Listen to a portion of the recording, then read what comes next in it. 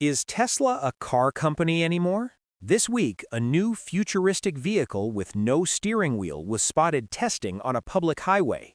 At the same time, the company is facing new legal challenges and battling intense competition in key markets.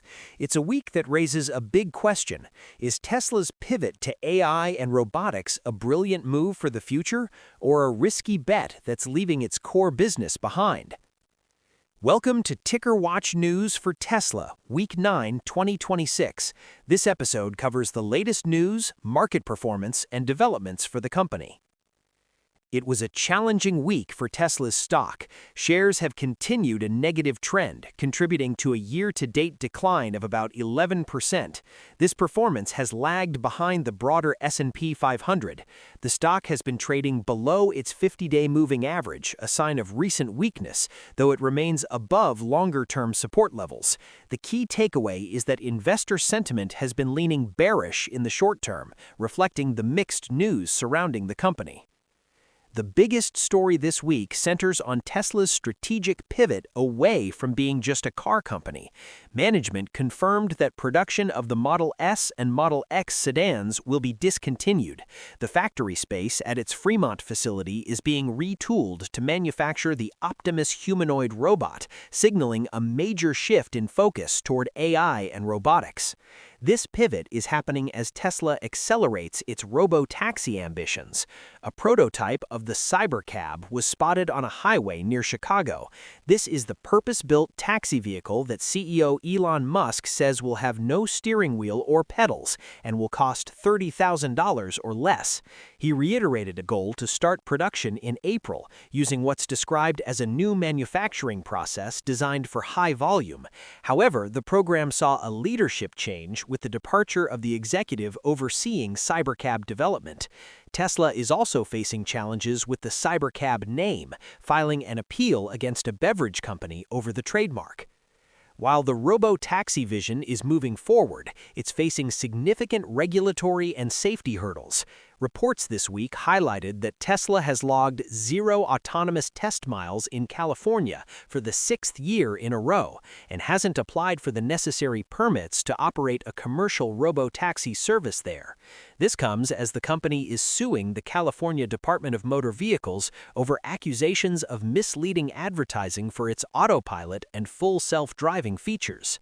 To avoid a temporary sales suspension in the state, Tesla has agreed to stop using the term autopilot in its California marketing.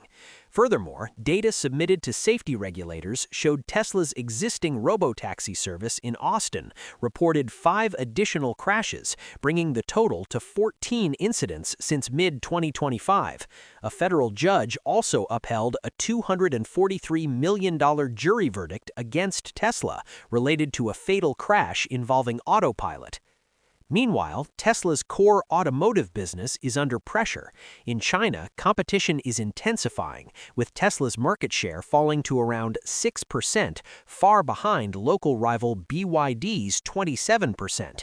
In Europe, sales fell for the 13th consecutive month in January, dropping 17%, while the overall EV market in the region grew.